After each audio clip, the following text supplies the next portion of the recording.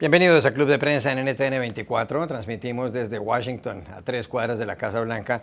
Y no olviden que al final de este programa ustedes lo pueden ver completo o pueden ver apartes en nuestra página de Facebook, también en nuestra cuenta de Twitter, y el audio, el podcast está en SoundCloud.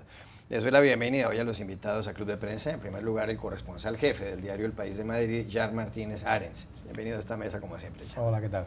Dori Toribio, corresponsal de 4 y Telecinco de España, bienvenida también. Muchas gracias, Juan Carlos. Y Juan Carlos Hidalgo, del Cato Institute, analista e investigador costarricense, bienvenido también a esta casa. Buenos días. Acaba de llegar usted de cubrir lo que pasó en el estado de la Florida con el huracán Irma, escribió varios artículos en El País de Madrid.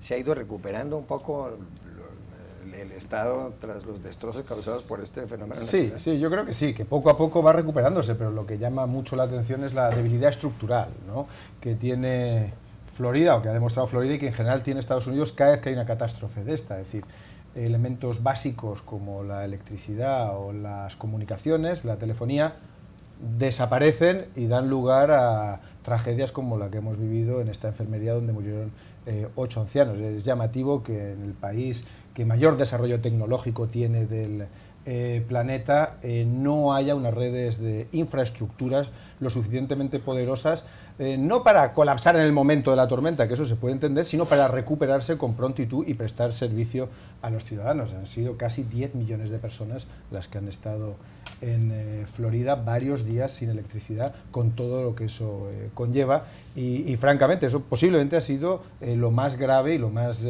llamativo de ese tremendo huracán, ¿no? Es curioso porque en Europa Occidental que se vaya la electricidad o que se vaya la luz, como decimos en otros países, es muy raro. Por ejemplo, en España que se vaya la luz es realmente raro, o en Francia.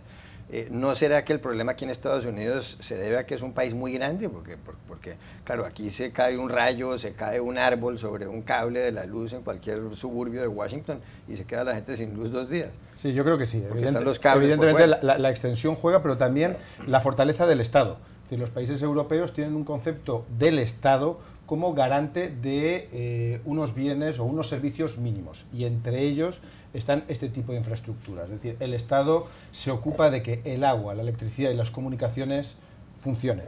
Esa es una de sus tareas prioritarias y lo que los ciudadanos exigen como condición sine qua non. Aquí, en cambio, hay una mayor debilidad estructural del Estado, y eso luego revierte en fallos en los servicios cuando se producen situaciones extraordinarias, no en los momentos normales, que bueno, funcionan excelentemente, sino en los momentos extraordinarios se nota ese fallo, porque en Europa básicamente pues el Estado tiene una tradición y posiblemente también unos fondos muy superiores. A propósito, antes de entrar en el tema de Corea del Norte, hoy se celebra un nuevo aniversario de la independencia de Centroamérica, que fue el 15 de septiembre de 1821. En esa época Centroamérica estaba compuesta por 2 provincias, por un lado la provincia de Guatemala, Chiapas, Comayagua y San Salvador, y por otro lado la de Nicaragua y Costa Rica. Llama la atención además que fue una independencia más bien pacífica, a diferencia de lo que pasó, por ejemplo, con nosotros en los países de Sudamérica. Así es, fue una independencia que se decidió en Antigua, la antigua capital de Guatemala, hoy conocida como Antigua, el 15 de septiembre de 1821, y luego se envió por correo, en caballo, la noticia al resto de las provincias, al resto de los territorios centroamericanos. A nosotros nos llegó el 13 de octubre, siendo la provincia más lejana. O sea, casi un mes después se enteraron de que eran independientes. Casi un mes después nos enteramos de que éramos independientes, y luego entró la discusión en Costa Rica de que qué hacíamos, si seguíamos independientes o declarábamos nuestra lealtad al rey de España. Al final de cuentas, nació una frase muy costarricense en ese momento, que es: hay que esperar a los nublados del día, que se aclaren los nublados del día, básicamente diciendo, veamos qué hace Nicaragua y después nosotros decidimos. ¿Y esa frase la emplean todavía los costarricenses? Todavía, siempre es una frase muy costarricense. ¿Cómo es la frase? Hay que esperar a que se aclaren los nublados del día. Es curioso, ayer hubo una expresión que llamó la atención que dijo Enrique Gómez Batista, el brasileño, para significar que siempre pasa lo mismo, que a pesar de que uno trate de resolver algunas cosas, el problema resurge. Y ellos dicen, eso es como secar hielo, dicen los brasileños. Me llamó la atención, una expresión bastante llamativa. Bueno, primer asunto del día, Dori Toribio, tiene que ver con que el régimen de Kim Jong-un de Corea del Norte volvió a lanzar un misil nuclear. En esta ocasión alcanzó una altura de 770 kilómetros y además un recorrido de 3.700 kilómetros, pero volvió a sobrevolar territorio japonés, con lo cual Shinzo Abe, el primer ministro del Japón, se alarmó muchísimo, a la gente le volvió a llegar una alarma en territorio japonés por los teléfonos celulares, en televisión también hubo señales de alarma. Ya ha habido sanciones contra el régimen de Corea del Norte impuestas por el Consejo de Seguridad de la ONU, en donde hay 5 miembros permanentes que son Estados Unidos, el Reino Unido y Francia, y también en Rusia y China. En esta ocasión, y a pesar de todas las advertencias, ha vuelto a pronunciarse Estados Unidos, y lo ha hecho Rex Tillerson, el secretario de Estado, que ha dicho que se requieren un nuevo enfoque y más sanciones.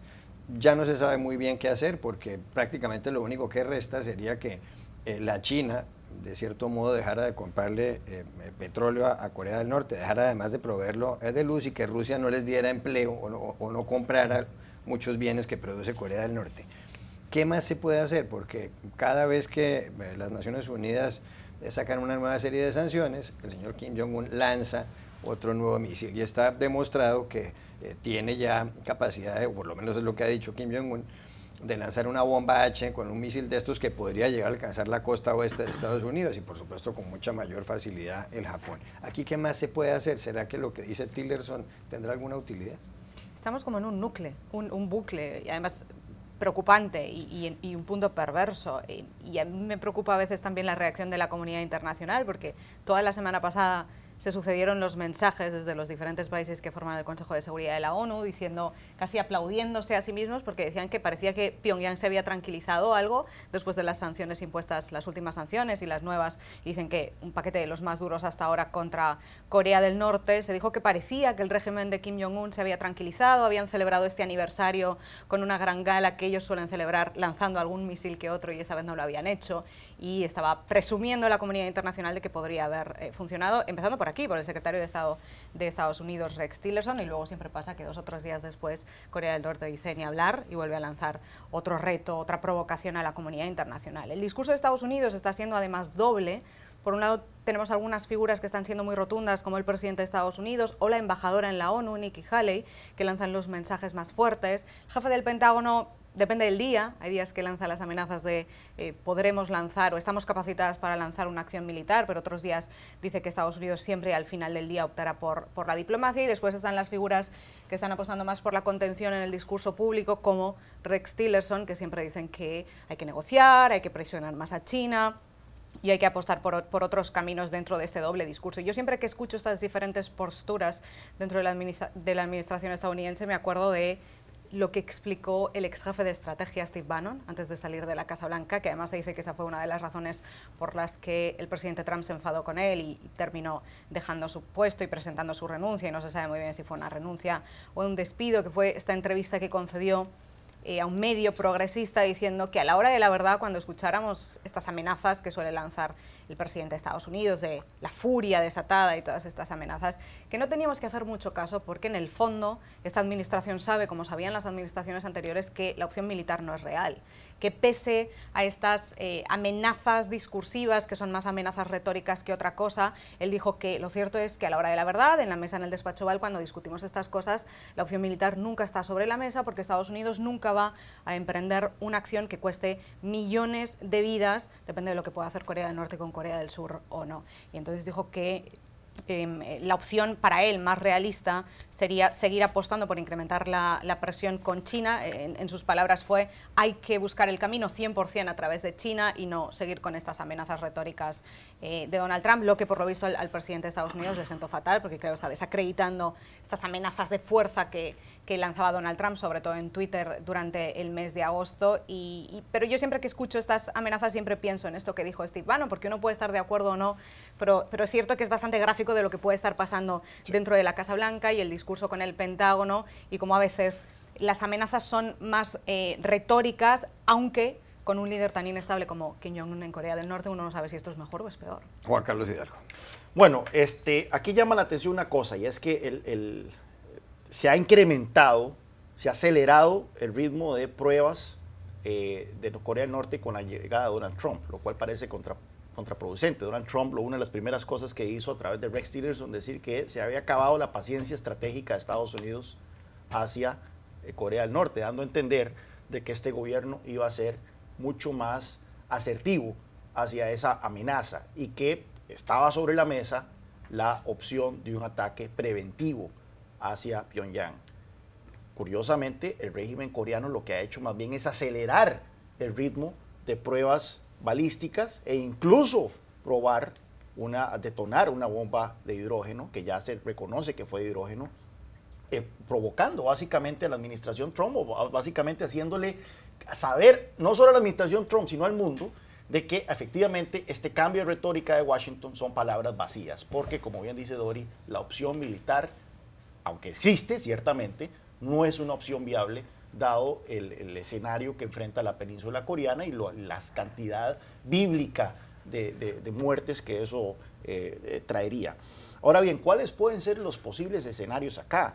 En verdad es posible avisorar un escenario en donde Pyongyang, Kim Jong-un se siente a negociar con las potencias, así como se ocurrió en Irán, para un desarme nuclear. Yo no veo eso posible. Al final de cuentas, este es el mismo tipo que mandó a matar a su medio hermano en un aeropuerto en Kuala Lumpur con agente nervioso VX, que es una de las armas químicas más potentes del mundo. Este es el mismo tipo que mandó a ejecutar a su tío con misiles antiaéreos. O sea, es un tipo que ciertamente está en otro nivel de locura. Entonces, no es posible. O sea, hace ver a los ayatolas de Irán moderados. Entonces, no veo yo un escenario en donde efectivamente las potencias se sienten a negociar con Corea del Norte y que esto lleve a un desarme de Corea del Norte.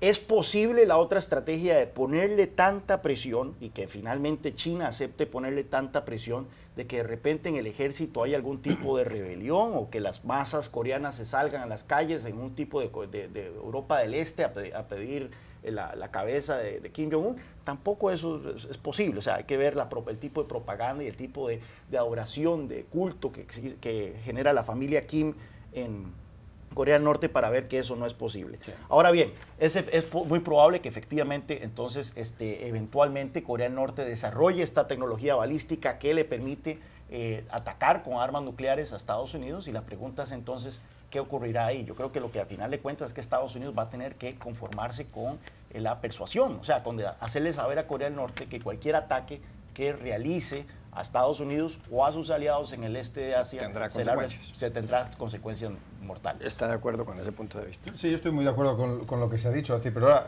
poniendo el escenario quizá más en el corto plazo, ¿no? En lo que estamos viviendo. Ahí lo que hay son dos fenómenos que van rumbo de colisión. Por un lado está el régimen de Corea del Norte con el factor de incertidumbre de su propio tirano, un tirano hereditario, que de verdad es difícil de evaluar y que produce un factor azaroso en cualquier cálculo que se haga, porque no está sujeto a ningún tipo de control, pero que ha decidido tener un misil intercontinental nuclear.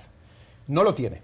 Y lo que está haciendo es acelerar desde la llegada de Donald Trump, porque ha percibido un enemigo claro, el programa balístico y el programa nuclear para conseguir ese misil que pueda apuntar a Estados Unidos y hacer daño. Y ahí ya empezar lo que él quiera, el segundo escenario, que posiblemente sea una negociación, el pacto que no tiene el tratado de paz con Corea del Sur, que recuerde que con Corea del Sur lo único que hay es un armisticio de momento, es decir, él tiene algunos asuntos pendientes locales o un status quo que ya lo que haga es validar su régimen, que de momento no está invalidado.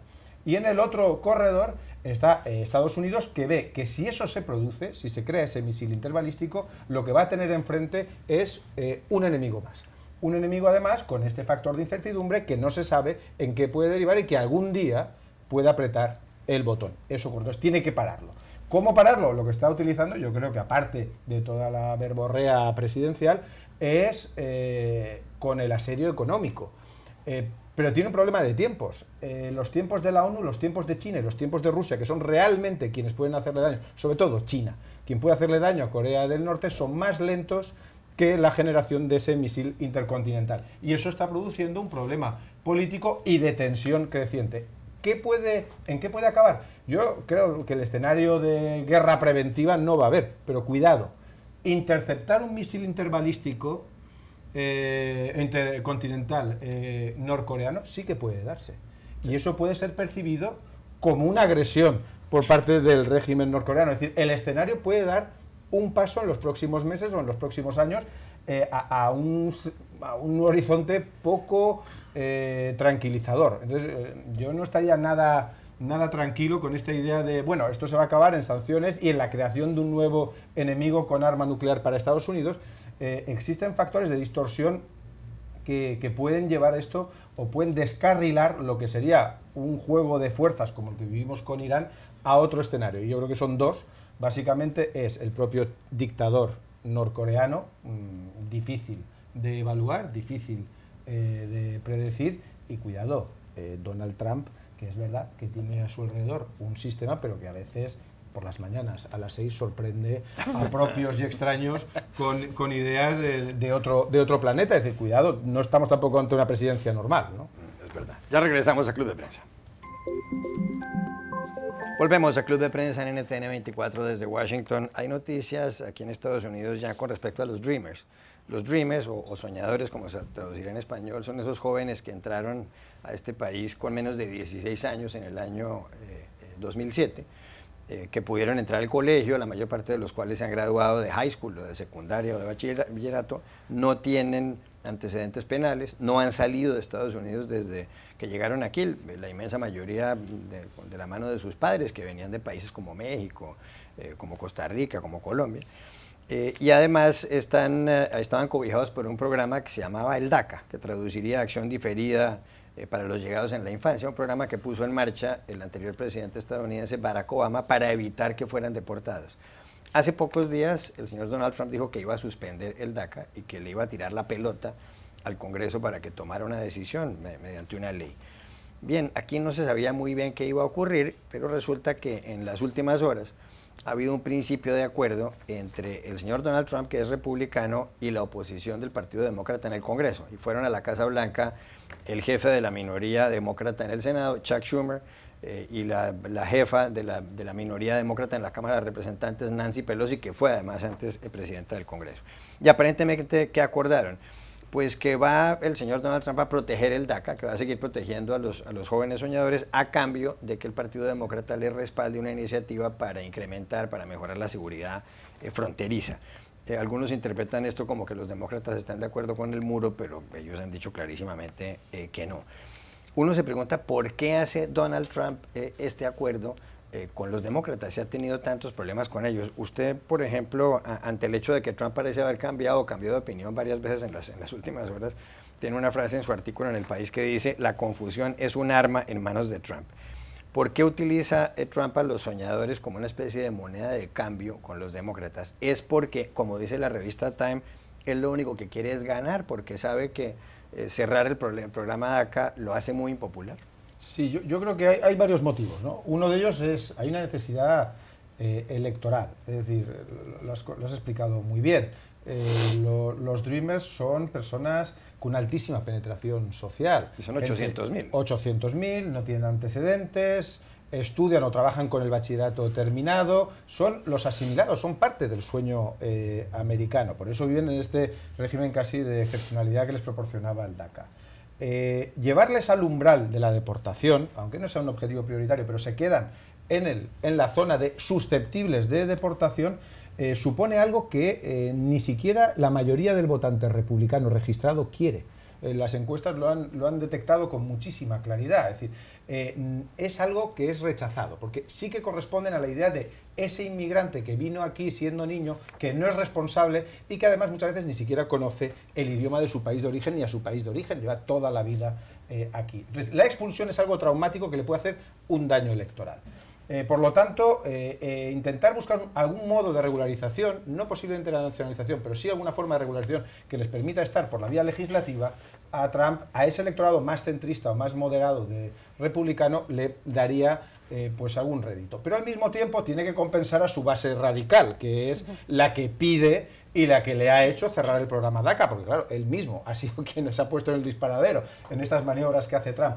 Entonces, para eso lo que está buscando es el endurecimiento de las políticas migratorias, entre otras, la de la seguridad fronteriza. Él intenta, pero se ve que sin éxito, meter en el paquete de la negociación el muro. Los demócratas dicen que eso es una línea roja, no lo piensan hacer, lo dejan fuera, pero el resto los demócratas sí que están dispuestos, porque también es verdad que hay una gran parte del electorado demócrata que quiere un endurecimiento de las políticas migratorias o mayor seguridad en el muro, y que el discurso de los 11 millones de inmigrantes ilegales cala también en el electorado demócrata. Con lo cual es un juego de compensaciones. Y luego creo que hay un tercer factor que es muy importante. Trump tiene instinto político. Con todas sus torpezas, él ha descubierto que hay una falla grave en el Partido Republicano y está en el Congreso. Él ha sufrido en carne propia unas humillaciones inmensas, por ejemplo, en la negociación del Obamacare. La bandera más prometida de los republicanos han sido incapaces de llevarla, teniendo mayoría en las dos cámaras. No han sido capaces de liquidar aquello que dijeron que iban a liquidar desde que nació. Y él lo ha sufrido en carne propia, porque hubo un momento en que tomó el liderazgo de esa destrucción. Él ha visto que los dos líderes que tiene en el Congreso, en el Senado y en la Cámara de Representantes no responden, no son terminales suyas de fiar, y él ha visto ahí una oportunidad de liderazgo. Y ha decidido saltar por encima para buscar él un acuerdo que además le dé esos réditos que él perdió y que le supusieron una enorme humillación en negociaciones pasadas. Yo creo que está buscando también una forma de ampliar su zona de poder en una de las áreas de mayor incertidumbre que él tiene, que es la parlamentaria, donde además paradójicamente los republicanos tienen mayoría. Es cierto lo que dice Jan aquí, de que la mayor parte de la gente en Estados Unidos no quiere que deporten a los jóvenes soñadores. Incluso el 68% de los seguidores de Trump, según Philip Rinker del Hamilton College, ven con buenos ojos que los soñadores se queden aquí. Lo que pasa es que hay un sector de la gente que respalda a Trump que está muy enfadada con él, con esta medida de proteger a los soñadores. Ann Coulter, que es una periodista y que opina mucho en los medios de comunicación, ella muy de derechas, ha dicho, por ejemplo, lo siguiente: si no hay muro, en referencia al muro entre Estados Unidos y México, prefiero al presidente Pence. O sea, ella está diciendo que es mejor que se vaya el señor Donald Trump y que quede el vicepresidente. E incluso en otro mensaje por Twitter puso, en este momento, ¿quién no quiere un juicio político contra Trump? O sea, ¿quién no quiere ver a Trump impeach, como se dice en inglés? Va a perder aquí Trump a una gran parte de los que lo respaldan. Breitbart, la página Breitbart News, en la que está Steve Bannon, uno de los ex asesores de Trump, muy de derecha, lo llama él el Amnesty Don, es decir, el señor amnistía, en referencia a que está amnistiando a unos indocumentados. Sí, yo creo que tal vez podríamos entonces hacer una diferencia entre lo que es el votante de Trump y lo que son estos comentaristas de extrema derecha, que ciertamente tienen su influencia dentro del votante de Trump, pero que parece que en este tema sí hay un divorcio, porque sí es cierto que un 68% de los votantes de Trump quieren legalizar el estatus de los Dreamers, pero vemos por otro lado este discurso incendiario de comentaristas como Ann Coulter, Breitbart y demás. Entonces parece que sí hay una división, y sería astuto por parte del presidente entonces moverse a donde están sus votantes, no necesariamente estos comentaristas de extrema derecha. Recordemos que por 25 años la extrema derecha del Partido Republicano ha hecho del tema de la amnistía una mala palabra, o sea, el A-word, ¿verdad? Con la palabra A. Eso ya es una palabra que no se usa en el léxico político, ni siquiera los demócratas usan esa palabra, porque es una mala palabra en la política. Así que el hecho de que Trump esté dando este giro de 180 grados, pareciese en el tema de los Dreamers, debe ser bienvenido. Y ojalá que eventualmente madure este acuerdo. Yo quiero hacer notar una cosa. En una semana hemos visto ya al presidente Trump sentarse con los demócratas y alcanzar, en principio, confirmado uno y en principio el otro, dos acuerdos sobre dos temas importantes. Uno fue aumentar el techo de la deuda aquí, y en este caso, DACA. Yo creo que Obama en sus primeros 4 años de gobierno nunca se reunió con los republicanos a alcanzar un acuerdo.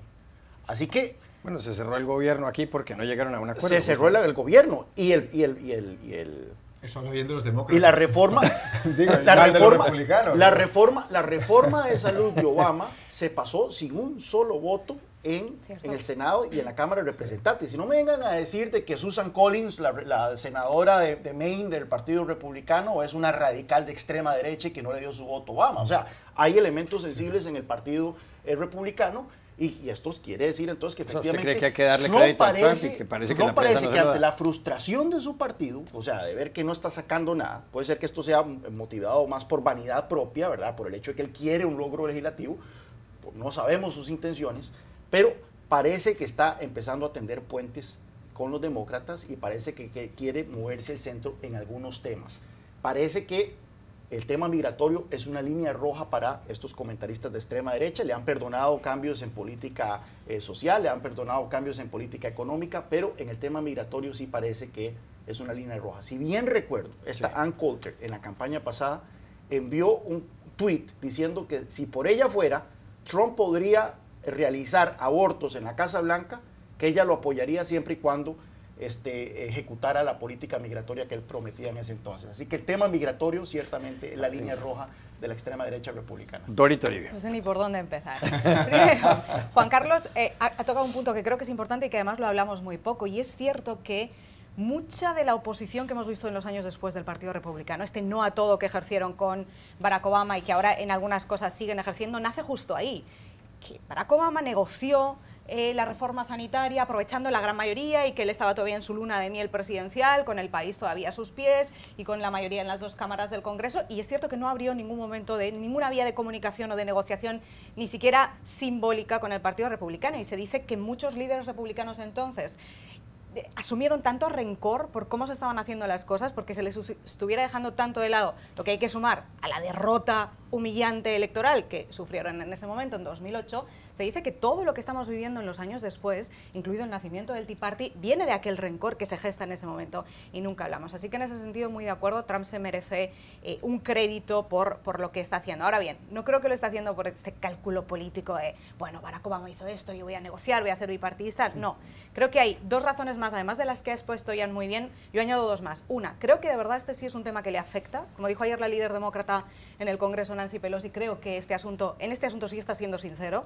Cuando dice que el tema de los soñadores le rompe el corazón, no sé si tanto como para llorar en el despacho Oval, pero sí creo que es un tema que le afecta, porque como él mismo tuitó ayer, representan el sueño americano, son jóvenes, dijo ayer, educados, que sirven en el ejército, que tienen trabajo, que pagan impuestos, ¿por qué les vamos a echar? Creo que hay parte de ese argumento que él, a diferencia de otros argumentos, sí se cree. Y por otro lado, creo que Donald Trump está obsesionado con tener una victoria parlamentaria, porque estos 8 meses no ha podido y, como dice Jan, además ha sufrido una humillación importante. Y para él es una cuestión de ego. Entonces vio que se abría una puerta para negociar con los demócratas y lo hizo. Y ayer hubo un micrófono abierto que le pillaron al líder demócrata en el Senado, a Chuck Schumer, y que dio unos datos muy interesantes que me parece que arrojan mucha luz. Los micrófonos abiertos funcionan. Los micrófonos abiertos son maravillosos. Y dio unos datos. Primero dijo, estaba susurrando a un compañero de partido, primero les dijo, no, lo que dijimos nosotros hace 2 noches era correcto, lo que pasa es que Trump tenía que hacer una puesta en escena porque este núcleo duro se lo había tomado muy mal. Y se refería a que efectivamente en esa cena, con Pelosi, Schumer y Trump, llegaron casi a un acuerdo, casi lo cerraron, y Trump dijo que retiraba el muro de momento, aunque querría insistir después, pero que de momento de esta negociación lo retiraba para que saliera adelante y se marcaran entre todos un punto. Trump luego lo negó, la Casa Blanca lo negó, pero 24 horas al final ya sabemos que esto es así y Trump lo reconoció que fue así. Y lo que vino a decir Schumer es que Trump necesitaba jugar a estas dos partes para que su base, Breitbart y Coulter y todo esto que estamos hablando, que aunque no son la mayoría, pero sí son los que hacen más ruido, para que estuvieran más tranquilos. Y después dio un segundo argumento que además también me parece muy interesante. Dijo que él le había dado el consejo a Donald Trump, y sabemos que Donald Trump los consejos de Schumer los sigue, porque son amigos desde hace décadas de Nueva York, porque Trump donó dinero a la campaña de Schumer como senador. Es decir, son dos figuras que en el escenario de Nueva York tenían relación antes y tienen cierta confianza, y Trump no esconde que le gusta a Schumer, que se caen bien, que se llevan bien. Él dijo que le había dado un consejo y era que sorprendiera a la gente, que no se dejara encasillar, que no dejara que le llamaran racista o supremacista o extremista o ultraderechista, sino que en este caso se pusiera del lado de los demócratas por el bien del país, por el bien de la democracia, por el bien del bipartidismo. Le dio una serie de argumentos más filosóficos y que entonces sorprendería a todo el mundo tanto que recibiría muchos halagos. Y como sabemos, este es el punto débil del presidente Trump. Si le dice Schumer que va a recibir muy buena prensa haciendo esto, yo creo que este fue un argumento efectivo y que funcionó. Es un punto además de hacerse ver como presidente, o sea, no solamente como la terminal de una facción ideológica, que eso siempre le buscan los presidentes de Estados Unidos. Yo creo que de fondo lo que hay es una debilidad estructural del Partido Republicano. Creo que es muy importante en el análisis de los republicanos, no saben realmente lo que quieren. Es decir, hay una dispersión de voto, como hemos visto en las anteriores iniciativas que se han llevado tanto al Senado como a la Cámara de Representantes, que han generado un hueco. Cuando parecía precisamente que podían funcionar como un rodillo, teniendo la mayoría y la Casa Blanca en las dos cámaras, ahora es cuando más débiles parecen que nunca. Es decir, y figuras como McCain, que en teoría deberían pertenecer a la protohistoria, están cogiendo una fuerza y un nervio que francamente son un problema para Trump. Y yo creo que Trump ahí ha respondido con un cierto reflejo político, ha buscado, es verdad que se lleva muy bien con Schumer, hay una conexión, ha visto que los demócratas le responden, ha tenido éxito en prorrogar o evitar el bloqueo del techo de la deuda, y ahora lo está ensayando con el DACA, que además le permite, pues es verdad, acabar con una de las medidas más oscuras de su mandato, como es llevar al borde de la deportación a 800.000 jóvenes perfectamente integrados. Hay dos puntos que yo quiero rescatar. Eso de que si él va por este camino, va a recibir halagos, ojalá que sea así. Ayer yo me llegué en la noche, puse la televisión para ver si la prensa iba a enfatizar este posible giro positivo de la administración Trump, y todo era cobertura negativa por parte de los medios. Era de que Trump no sabía de que existían huracanes de categoría 5. O sea, el tipo de ataques mezquinos que muchas veces eso, que más bien exacerba a la base y a los seguidores de Trump, de ver que la prensa siempre lo ataca y no le reconoce nada positivo. Yo creo que la prensa también debería ponerse de su parte. Si el presidente Trump está extendiendo puentes a los demócratas, buscando giros positivos en políticas como esta, sí, bueno, denle un break, como dicen aquí. Lo otro interesante es también... Lo otro interesante es qué puede pasar en el Partido Demócrata. Sabemos que el Partido Demócrata también tiene su guerra interna entre los extremistas de Bernie Sanders, que ven a Trump como un presidente ilegítimo, y la idea de ver a los líderes demócratas en la Casa Blanca cenando con el presidente Trump y alcanzando acuerdos. Eso también puede atizar las divisiones que no son tan flagrantes como en el Partido Republicano dentro de los demócratas. Solo añado una cosa muy breve más, que es el peligro que creo que sí real y se ha creado por primera vez con todo este asunto dentro del núcleo duro de Donald Trump, que como decíamos no es mayoritario, pero sí son las voces más duras, y ahora están muy enfadadas con todo este tema, empezando por esa sugerencia de impeachment. Y es que más allá del tema de la inmigración, están lanzando un argumento que yo creo que sí puede funcionar en sentido negativo para Donald Trump dentro de su base, y es el argumento que está utilizando Coulter, por ejemplo, o algunos de los analistas y presentadores de Fox como Hannity, es: cuidado, porque Trump está empezando a faltar a sus promesas, a todo lo que nos prometió, a todo lo que nosotros respondimos porque nos estaba haciendo estas promesas y entonces le dimos nuestro apoyo. Está empezando a echarse para atrás, y se refieren, por ejemplo, a prolongar el despliegue de tropas en Afganistán, algo que también el núcleo duro de seguidores de Donald Trump se tomó muy mal, porque decían que ellos habían creído en el argumento America First, América primero. Sí. Ahora esto, que también se lo toman como entonces el muro ya no era tan importante, aunque no se centren tanto en la inmigración, pero creo que este argumento sí puede funcionar. Por eso hemos visto a Donald Trump en las últimas 12 horas lanzar una batería de tweets a las 5 y 6 de la mañana para intentar contentar a esta base haciendo lo que les gusta, atacando a Hillary Clinton, atacando a los medios, diciendo que los terroristas son unos perdedores y que tiene que endurecer el veto migratorio. Está intentando como darles lo que les gusta para ver si aplaca a esta base, porque aunque no es mayoritaria, este ruido, sí hacen mucho ruido, sí que puede hacerle mucho daño en sentido electoral, como mencionábamos antes. Ya regresamos a Club de Prensa. Volvemos a Club de Prensa en NTN 24 desde Washington.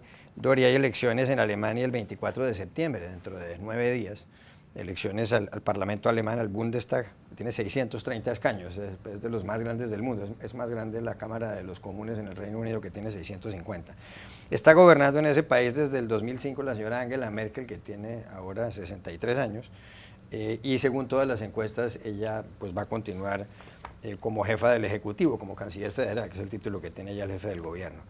El periódico The New York Times trae un artículo curioso, porque dice que pues para muchos jóvenes, gente que tiene 20 años, siempre ha sido jefe del gobierno alemán una mujer. Incluso hay niños en Alemania que preguntan que si un niño cuando crezca puede llegar a ser canciller.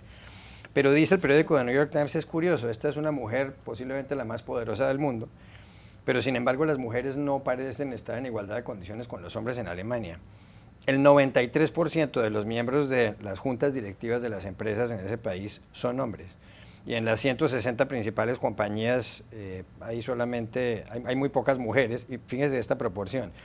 Hay 7 presidentes de esas 160 compañías que tienen el nombre Tomás, y en cambio y hay menos mujeres que estos hombres en ese listado. Es una cosa realmente impresionante. Ha prometido la señora Merkel que en el próximo gabinete ministerial habrá mitad hombres y mitad mujeres, pero se calcula que en las elecciones se reducirá el número de mujeres en el Parlamento. ¿Cómo puede suceder algo así? Que en un país que tiene una mujer como jefa del gobierno, las mujeres estén en desigualdad de condiciones con respecto a los hombres. Porque los cambios tardan mucho tiempo y las cosas han cambiado mucho con Angela Merkel. No están perfectas todavía, queda mucho camino por hacer, pero comparemos cómo está Alemania ahora con cómo estaba antes de 2005. En ese territorio la representación política de las mujeres ha avanzado, ha cambiado la percepción del liderazgo de las mujeres en el mundo con Angela Merkel, no solo en Alemania. Recordamos como contraejemplo a este artículo, el famoso artículo del New York Times en un momento, hablando del eje femenino, que eran cuando la gran crisis en Europa económica y financiera, que estaba Angela Merkel liderando el motor de la economía europea, teníamos a Christine Lagarde al frente del Fondo Monetario Internacional y a Janet Yellen en la Reserva Federal aquí en Estados Unidos. Quiero decir, es un cambio de percepción, los cambios a la hora de la verdad en las cifras llevan un tiempo y además aquí hay que añadir otro factor. Ya pensando desde dentro de Alemania y pensando en las elecciones que vienen, esta no es una cuestión de género para muchos votantes alemanes. Alemania es un país que tiene un alto porcentaje de voto racional comparado con otros países, sobre todo en el sur de Europa. Y hay muchos alemanes ahora que sí, las encuestas están diciendo que Angela Merkel va a ganar de calle, sobre todo después del último debate, que le fue muy bien, aunque yo siempre intento ser más escéptica con las encuestas porque ya sabemos lo que puede pasar, pero bueno, parece que tiene posibilidades de ganar, pero hay muchos alemanes que en este momento tienen un problema con votar a Angela Merkel y eso no tiene ni siquiera que ver con su gestión o con el hecho de que sea mujer o no, tiene que ver con que este va a ser su cuarto mandato.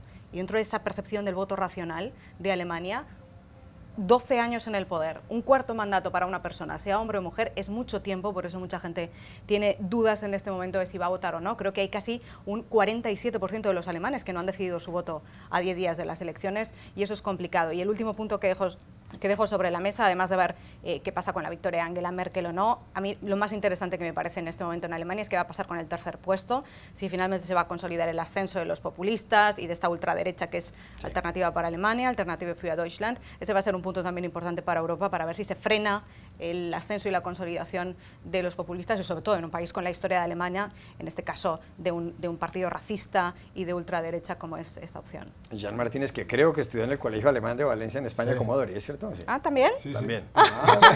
Ahí no sabía. Y conocen bien Alemania. Sí, yo creo, estoy muy de acuerdo con lo que ha dicho Dori, es decir, Alemania tiene un problema de género, pero hay otros países en Europa que lo tienen mucho más grave, ¿no? En ese sentido ellos han avanzado.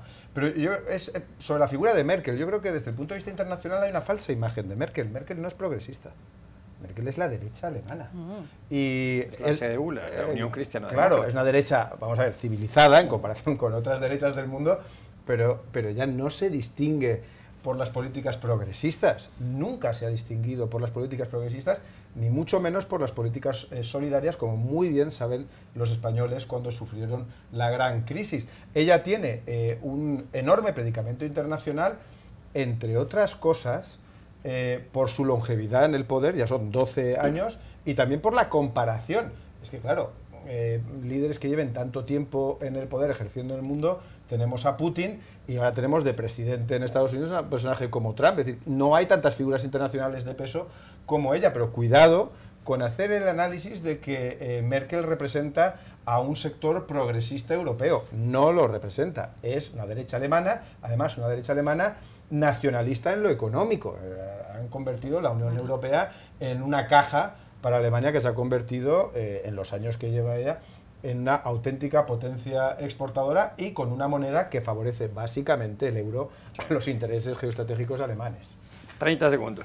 No, yo coincido con Dori en el sentido de que estos cambios ocurren de abajo para arriba. No podemos esperar de que una líder vaya a influir un cambio cultural de tal magnitud, incluso en el periodo que lleva Merkel de 12 años en el poder, que lo pueda lograr cuando esta cultura de que las mujeres se quedan en la casa cuidándose de los hijos, etcétera, es algo que data de décadas atrás. Esto viene proceso. Se han implementado políticas durante el mandato de Merkel que alientan la mayor participación laboral de las mujeres, pero sin duda alguna yo me pongo en los zapatos de las mujeres que están en la política, ¿verdad? Que es difícil cuando se les critica de que ellas no usan la carta feminista más a menudo, porque ellas quieren que se vote por sus capacidades personales, no por su género.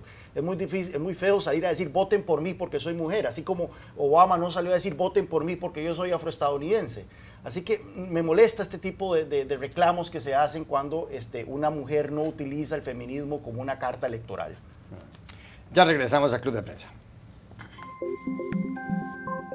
Volvemos a Club de Prensa en NTN 24 desde Washington. Jan Martínez Arens, ¿para quién fue esta semana? Una semana nefasta, una semana fatal. Yo creo que quien está dando un espectáculo insoportable es Donald Trump. Otra vez, pero en este caso con un elemento especialmente sensible, que es el de los Dreamers. La semana pasada los llevó al borde de la deportación al acabar con el programa DACA. Esta semana negocia, pero al mismo tiempo, en 12 horas, es capaz de decir lo uno y lo otro, olvidándose que hay un colectivo de 800.000 personas que está pendiente de un presidente que además consideran que es su presidente y que lo que está haciendo es jugando arteramente con sus sentimientos y sus esperanzas. Dori Toribio, ¿para quién fue esta semana una semana fatal? Yo creo que ha tenido una muy mala semana Ted Cruz, que es el senador republicano de Texas y ex candidato presidencial. En realidad lleva unos meses malísimos porque es uno de los pocos republicanos que realmente no ha superado la victoria de Donald Trump y no ha conseguido apagar los fuegos que tienen entre ellos, y sigue habiendo muchas tensiones entre los dos, a diferencia, por ejemplo, de Marco Rubio. La semana pasada también tuvo un enfrentamiento abierto con el gobernador de Nueva Jersey, con Chris Christie, por el tema de las ayudas a los huracanes, porque Cruz votó en su día que no a la ayuda del huracán Sandy en Nueva Jersey, y ahora estaba diciendo Christie que se le tendría que caer la cara de vergüenza ahora que ellos estaban pidiendo ayuda para el huracán Harvey en Texas, y Christie, que como sabemos no tiene pelos en la lengua, le llamó de todo en televisión nacional. Fue un momento bastante delicado para Ted Cruz, pero por si le faltaba poco, la guinda la ha puesto esta semana, porque hace 2 días, a medianoche, de repente la cuenta de Twitter de Ted Cruz dio favorito, like, me gusta, a un tweet de una cuenta porno, y además porno explícito, y se montó una en Twitter, era trending topic mundial, Ted Cruz, tardaron horas desde su equipo en corregirlo, porque esto ocurrió a medianoche, y se especula que, claro, hasta que despertaron a quien tenían que despertar, y qué hacemos con esto, y quién ha sido, y no.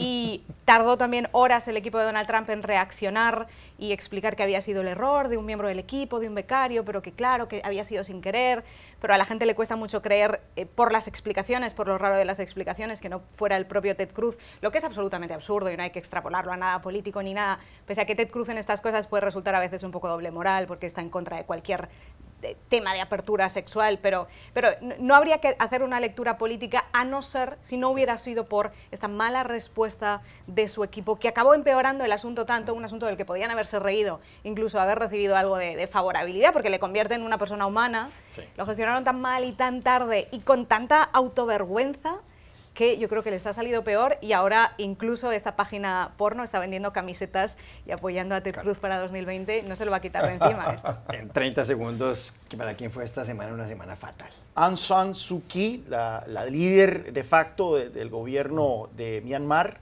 está ocurriendo una tragedia en este momento en ese país con la minoría étnica, los rohingyas. 370.000 han sido expulsados del país, ha tenido que huir a Bangladesh, es una minoría étnica india, mayormente musulmana, y según las Naciones Unidas lo que está ocurriendo en este momento es una limpieza étnica en ese país. Recordemos que Aung San Suu Kyi es una figura que ganó un premio Nobel, es vista como una Nelson Mandela, ¿verdad? Una figura crítica en el proceso de democratización de Myanmar, y aún así existe horror alrededor del mundo de ver que ella no ha salido a manifestarse en contra de lo que está haciendo las Fuerzas Armadas de su país. Myanmar sigue siendo una dictadura militar de facto. Hay un gobierno civil, sí, pero el ejército es el que manda, básicamente. Pero así como ella fue una voz moral muy potente para el proceso de democratización, muchos esperarían que ella también condenase lo que está ocurriendo con la minoría rohingya, y no ha ocurrido. Ha tenido que cancelar su viaje a Nueva York, donde se esperaba que iba a hablar, y existe mucha tristeza alrededor del mundo por el papel que ella está jugando en esta tragedia. Gracias, Juan Carlos Hidalgo, por haber estado aquí. Dori Toribio y Jan Martínez Arens, y a ustedes los espero nuevamente el lunes en Club de Prensa.